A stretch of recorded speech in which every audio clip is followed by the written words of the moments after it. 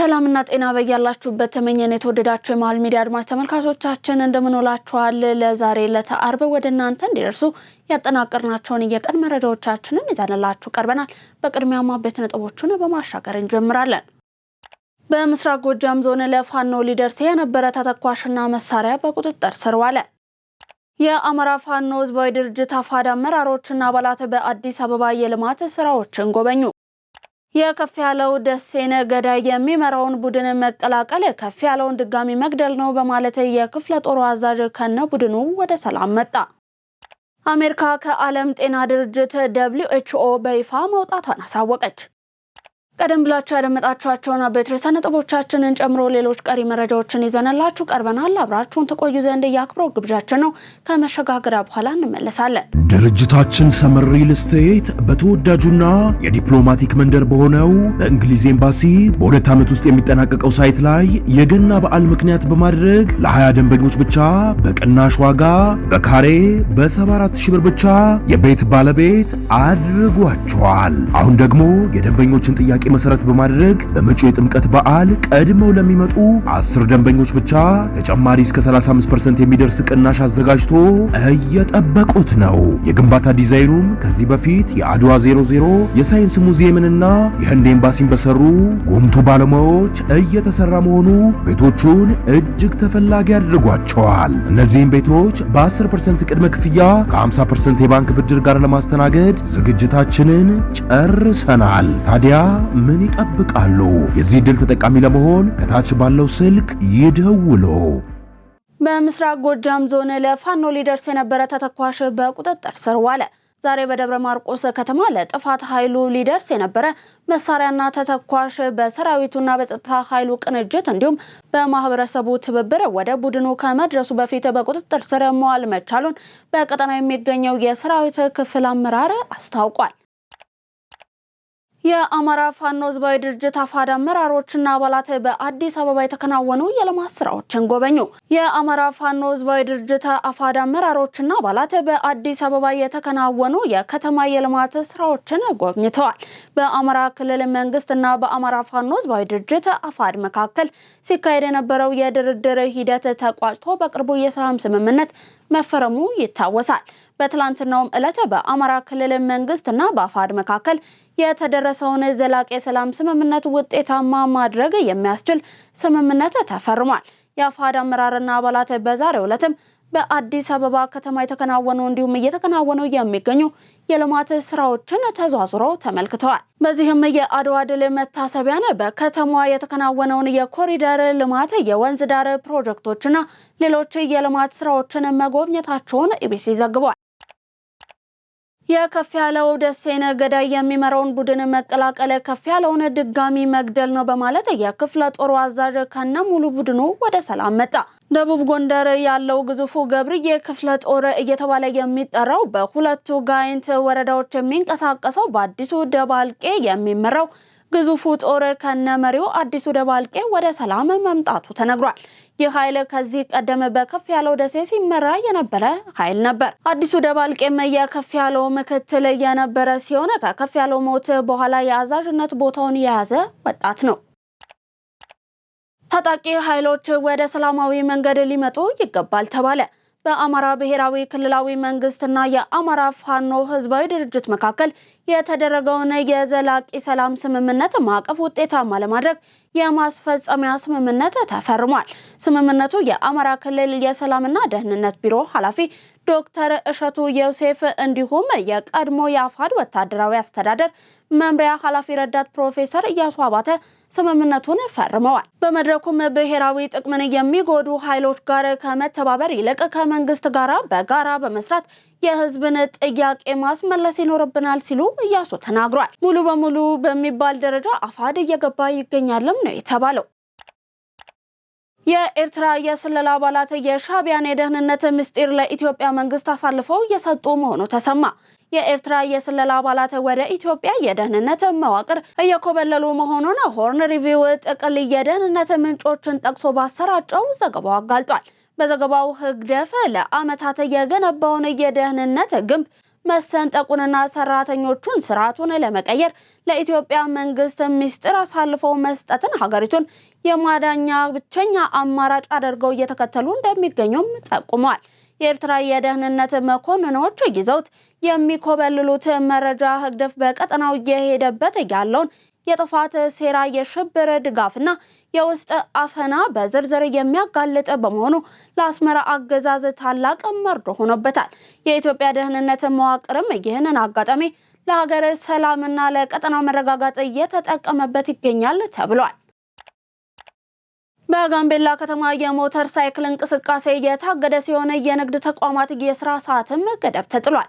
ዝርዝሩን ይዘናል፣ እንደሚከተለው ይቀርባል። የጋምቤላ ከተማ አስተዳደር በከተማው ያለውን ወቅታዊ የጸጥታ ሁኔታ አስመልክቶ ከመንግስት የጸጥታ አካላት ጋር በዝርዝር ከተወያየ በኋላ የተለያዩ ውሳኔዎችን አሳውቋል። ከተማ አስተዳደሩ የህዝቡን ደህንነት በዘላቂነት ለማረጋገጥ አስፈላጊ ናቸው ያላቸውን አዳዲስ መመሪያዎች ከዛሬ ጥር 15 ቀን 2018 ዓ.ም ጀምሮ ተግባራዊ እንደሚሆኑም ወስኗል። በአስተዳደሩ ውሳኔ መሰረት ማንኛውም የመንግስትንም ሆነ የግል ሞተር ሳይክል ከነገ ጀምሮ ላልተወሰነ ጊዜ በከተማዋ ውስጥ ማሽከርከር በጥብቅ እየተከለከለ ሆኗል።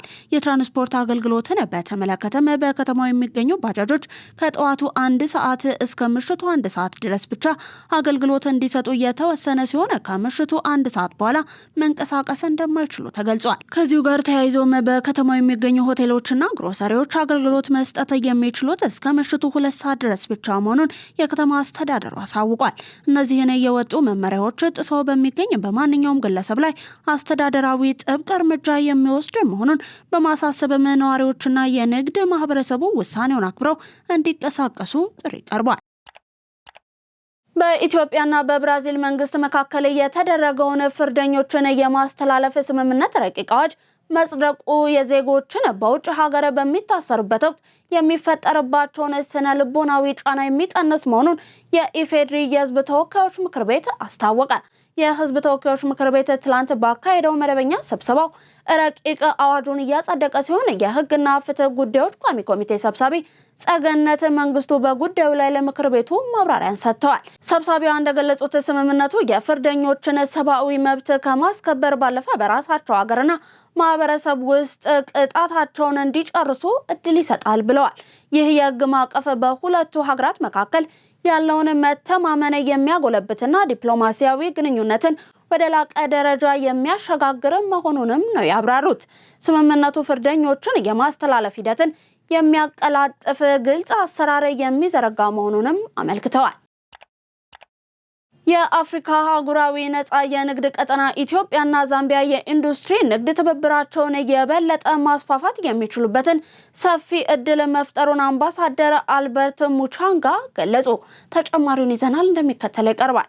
የአፍሪካ ነጻ የንግድ ቀጠና ስምምነት እንደ አውሮፓውያን አቆጣጠር በ2018 በሩዋንዳ ርዕሰ መዲና ኪጋሊ በተካሄደ የአፍሪካ ህብረት የመሪዎች ስብሰባ ላይ 54 የአፍሪካ ሀገራት ፈርመዋል። ስምምነቱን ወደ ስራ ለማስገባት 22 ሀገራት በሀገራቸው ህግ መወሰኛ ምክር ቤት ማጽደቅ ይጠበቅባቸው የነበረ ሲሆን በወቅቱ ኢትዮጵያን ጨምሮ 31 ሀገራት በማጽደቃቸው ስምምነቱ ከታህሳስ 2013 ዓ.ም አንስቶ ተግባራዊ እየሆነ ይገኛል። አሁን ላይ 48 ሀገራት ስምምነቱን በየሀገሮቻቸው ምክር ቤት አጽድቀዋል።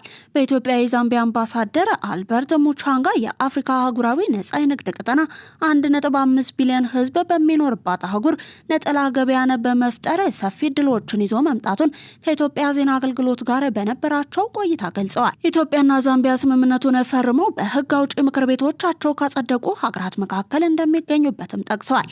ይህም ሁለቱ ሀገራት በቀላሉ እንዲገበያዩ፣ ኢንዱስትሪዎችን እንዲያስፋፉና ምርቶቻቸው በአፍሪካ ገበያ እንዲሸጡ መልካም አጋጣሚ መፍጠሩን ተናግረዋል። ሀገራቱ በአህጉራዊ ማዕቀፍ አማካኝነት ከሁለትዮሽ ትብብር ባሻገር ቀጠናዊ ትስስርን እውን ለማድረግ መስራት ይገባቸዋልም ነው ያሉት። እንደ አምባሳደሩ ገለጻ በርካታ የአፍሪካ ሀገራት የሀገር ውስጥ ገበያ ፍላጎትን ለማሟላት ብቻ ሲሰሩ መቆየታቸው አቅማቸውን እንዲገድብ አድርጓል ብለዋል። የኢትዮጵያ ሀገራዊ ምክክር ለተደረሰበት ወሳኝ ምዕራፍ ስኬታማነት የሁሉም ዜጋ የነቃ ተሳትፎ የበለጠ መጠናከር እንዳለበት የህዝብ ተወካዮች ምክር ቤት አባላት ገለጹ። የኢትዮጵያ ሀገራዊ ምክክር ኮሚሽን በዋና ዋና ሀገራዊ ጉዳዮች ላይ ብሔራዊ መግባባትን ለመፍጠር በክልሎችና ከተማ አስተዳደሮች የአጀንዳ ማሰባሰብና ተሳታፊ የልየታ የምክክር መድረክ ማካሄዱ ይታወቃል። በቀጣይም ትግራይ ክልል ቀሪ አጀንዳ ማሰባሰብና ተሳታፊ ልየታን በማከናወን ዋናውን ሀገራዊ ምክክር ጉባኤ ለማካሄድ የዝግጅት ተግባራትን እያከናወነ እንደሚገኝ አስታውቀዋል። በሕዝብ ተወካዮች ምክር ቤት የከተማ መሰረተ ልማትና ትራንስፖርት ጉዳዮች ቋሚ ኮሚቴ ሰብሳቢ ፕሮፌሰር መሐመድ አብዶ እንደገለጹት ምክክሩ ብሔራዊ መግባባትን ለመፍጠር እጅግ አስፈላጊ አጀንዳ ነው። የኢትዮጵያ ሀገራዊ ምክክር ኮሚሽንም በዋና ዋና ሀገራዊ ጉዳዮች ላይ ብሔራዊ መግባባትን ለመፍጠር በወሳኝ የምክክር ምዕራፍ ላይ እንደሚገኝም ገልጸዋል። የፍትህ አገልግሎቱን ቀልጣፋ፣ ግልጽና ተደራሽ የሚያደርግ በቴክኖሎጂ የተደገፈ አሰራር እየተተገበረ መሆኑን የኦሮሚያ ክልል ጠቅላይ አቃቢ ሕግ ቢሮ ኃላፊ ጉዮ ዋሪዮ ተናገሩ። ዝርዝሩን ይዘናል፣ እንከታተል። አዳዲስ የዲጂታል አሰራሮችን ተግባራዊ በማድረግ ቀልጣፋ አገልግሎት መስጠት የሚያስችል አሰራር መዘርጋቱን ኃላፊው ገልጸዋል። በዚህም ተገልጋዮች ያለ እንግልት ፍትህ የሚያገኙበት ምህዳር መፍጠሩንና የአገልግሎት መዘግየት መቀረፉን ለኢትዮጵያ ዜና አገልግሎት ተናግረዋል። የክስ መዝገቦችን ወደ ዲጂታል በመቀየር አገልግሎቱን በኦንላይን መስጠት መቻሉን፣ ምስክሮችን መጥራት ሳያስፈልግ በዞኖች ከተሞችና ወረዳዎች የፍትህ ጽሕፈት ቤቶች ቃላቸውን እንዲሰጡ እየተደረገ ነውም ብለዋል። በዚህም የፍትህ አገልግሎቱን ቀልጣፋ፣ ግልጽና ተደራሽ ማድረግ መቻሉን ገልጸው ተጠናክሮ እንደሚቀጥልም አመልክተዋል። ፖሊስና አቃቢ ሕጎች በትብብር የምርመራ መዝገቦችን የማጣራትና ክስ የመመስረት ስራ እየሰሩ መሆኑንም ነው የጠቆሙት። ይህንን ተከትሎም የመዝገብ ማጥራት አቅምን እየጨመረ መምጣቱንና የክስ መዝገቦች የጥፋተኝነት ውሳኔ የማሰጠት አቅም እያደገ መሆኑንም ነው ያሳወቁት። የፍትህ አሰጣጥና አገልግሎት ተደራሽነት መጓተትና የጥራት ጉድለት ተሻሽሏል ሲሉም ገልጸዋል። በገጠርና በከተሞች የተመዘበረ መሬትን በማስመለስና ህገወጥ አሰራርን ከመከላከል አንጻር ውጤታማ ተግባራት መከናወናቸውንም አንስተዋል። ለበርካታ አገልግሎት ሊውሉ የነበሩ ህገወጥ የመሬት ካርታዎች እንዲመክኑም መደረጉን ጠቁመዋል። በአማራ ክልላዊ መንግስትና በአፋድ መካከል የተደረገው የሰላም ስምምነት በክልሉ የደረሱ ማህበራዊና ኢኮኖሚያዊ ስብራቶችን ለመጠገን ወሳኝ መደላድል መሆኑን የአማራ ብሔራዊ ክልላዊ መንግስት ምክትል ርዕሰ መስተዳደር ዶክተር አብዱ ሁሴን ገለጹ። ዝርዝር ጥንቅር አለን፣ ተከታትለን እንመለስ። በአማራ ክልላዊ መንግስትና በአፋድ መካከል የተደረሰውን የሰላም ስምምነት የሚያስፈጽም ስምምነት በተደረገበት ወቅት ዶክተር አብዱ ሁሴን እንደገለጹት ባለፉት ዓመታት በነበረው ጦርነት በክልሉ ቁሳዊ፣ ባህላዊና ሰብአዊ ውድመቶች ተከስተዋል። ይህ ስምምነት እነዚህን ስብራቶች ለመጠገን መሰረት የሚጥል መሆኑንና የክልሉ እድገትን ወደ ኋላ ለመጎተት ሲጥሉ የነበሩ አካላት ድል የተደረጉበት መሆኑንም ገልጸዋል። ስምምነቱ ተራ ሰነድ ሳይሆን የጥይት ድምጽ የሚቆምበትና የህዝብ ሰብአዊ መብቶች የሚከበሩበት ቃል ኪዳን መሆኑንም የጠቆሙት በክልሉ የተፈጠረውን ጉድለት መልሶ ለመገንባትና እሴቶችን ለመመለስ ስምምነቱ ትልቅ ተስፋ የተጣለበት መሆኑን የገለጹት ምክትል ርዕሰ መስተዳደሩ ቀሪ የአፋድ አባላትም ይህንን የሰላም ጥሪ ተቀብለው ወደ ሰላማዊ መንገድ እንዲመጡ ጥሪን አቅርበዋል። የማስፈጸሚያ ስምምነቱ ወደ ተግባር ለመግባት ወሳኝ ምዕራፍ መሆኑ በዘገባው ተመላክቷል። የተወደዳችሁ የመሃል ሚዲያ አድማጭ ተመልካቾቻችን እየተመለከታችሁ የምትገኙት ወደ እናንተ እየደረሰ የሚገኘውን ለዕለተ አርብ የተሰናዱትን የቀን መረጃዎቻችንን ነው። ከባህር ማዶ ያዝናቸው አለፍን።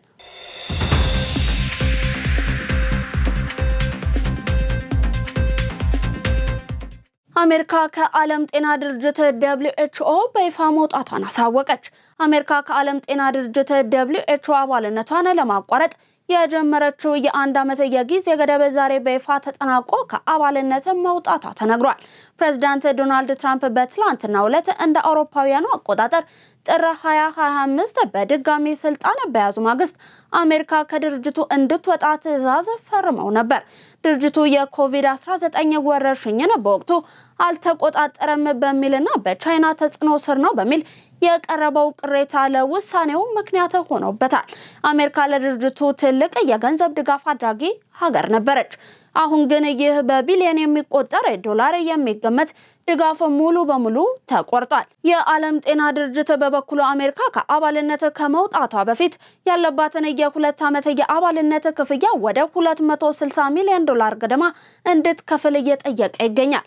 የጤና ባለሙያዎች አሜሪካ መውጣቷ ዓለም አቀፍ የጤና ደህንነትንና እንደ HIV እንዲሁም ፖሊዮ ያሉ በሽታዎችን ለመከላከል የሚደረገውን ጥረት አደጋ ላይ ሊጥል ይችላል የሚል ስጋት አድሮበታል።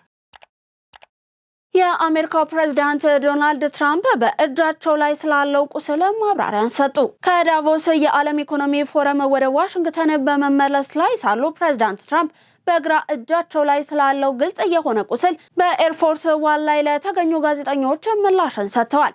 እንዴት ቆሰሉ ተብለው ለተጠየቁት ጥያቄም ፕሬዝዳንቱ እንደገለጹት እጃቸው በጠረጴዛ መታ እንዳደረጋቸው እንዲሁም ሁኔታው አሳሳቢ እንዳልሆነ ተናግረዋል።